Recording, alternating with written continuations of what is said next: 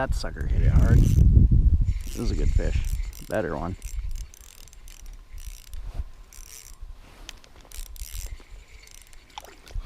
There's a big white. There's the big white, Mark.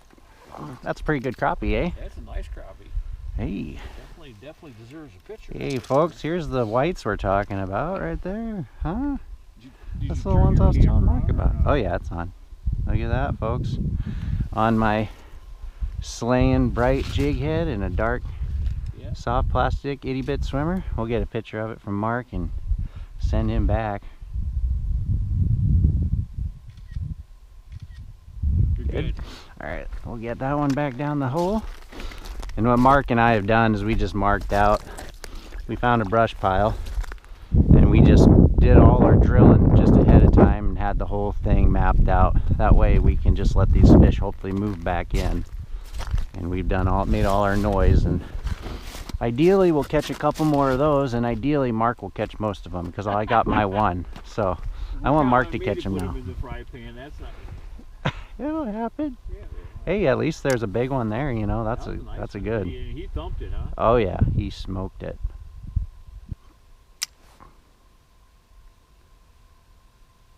But it's like they won't commit to putting it in their mouth. Oh, that one pulled on it. You just need my root. There's a Brady. I think there's another good one. Oh, come up here. Oh, just about lost him. Look at that one. Mark. I know. I gotta get the camera out. Black crappie, guys. Black crappie. That's a nice crappie right phone there. in my pocket so the battery stays warm. Get another pick. Better average here, huh? Here we go, folks. Another black.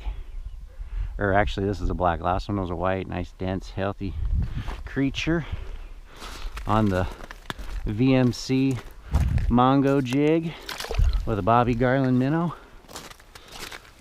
That's what I use year-round, folks. I still got your Bobby Garland minnow that I had from last trip. Do ya? Put it on there. Here, you wanna switch it up? I can't believe though that there's that much difference between, The color? you know, there's 6 foot between your hole and my hole. I might be the color. I'm going with a really dark, natural Yeah, swim that's what bait, you gave me last time. just like you had. That Eclipse color. That's all I've been using all year. Right. That's what I always See, start look with. at that big red mark. What? My jig's right above it. Bring my jig up. There's another one, folks, coming up topside. I wasn't even paying attention there. There, that's just that, you know. Another smaller one there, folks. That's about the average. You can get them big ones to roll on, but there's the lure. The Eclipse color Bobby Garland with a Mongo jig. I think that's perch color Mongo jig. I put him down another hole because in my head it makes the... I don't want to startle the school. I don't know if there's any merit to that, but it works for me, so I do it.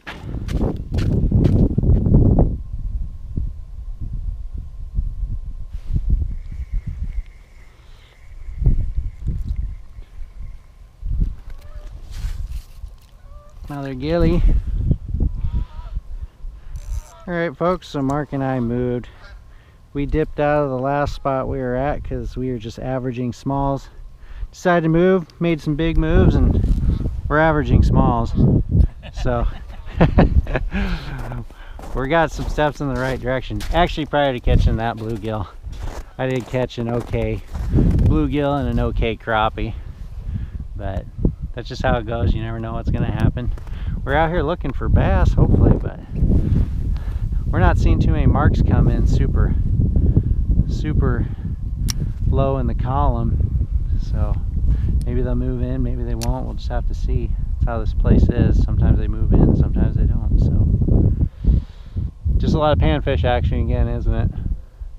Not a lot, actually less. We're stepping in the wrong direction, but you don't know until you go. Yeah, same size panfish.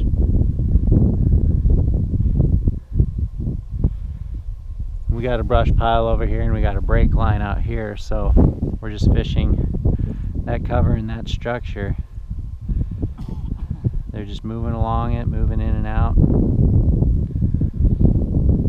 A lot more patient fishing than it was at the other spot, but we were just averaging the same size fish constantly, so we thought we'd try somewhere different, see if something different could happen.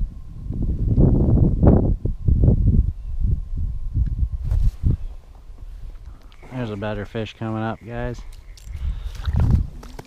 Decent crappie here. There we go, Mark. Yeah. A better one. So it's just a lot of culling with a lot of the places we fish. 10, almost 11, ain't it? Yeah, I'd say 10 in there for sure. Some decent crappie there for us, folks. And at this pond, I switch over to the purple jig head with the blue waxy. That's kind of been my go-to for this place. It works pretty good and it catches crappie, bluegill, and bass. So we'll get him back down. Try to catch another one. We might have a video, Mark. It'll be good enough, right? Right. We still caught way over 50 fish today. Yeah, I'd say 50 to 75 is not a crazy exaggeration of any sort. Well, folks, Mark and I are going to wrap it up here. He's going to try to maybe catch one more bluegill, but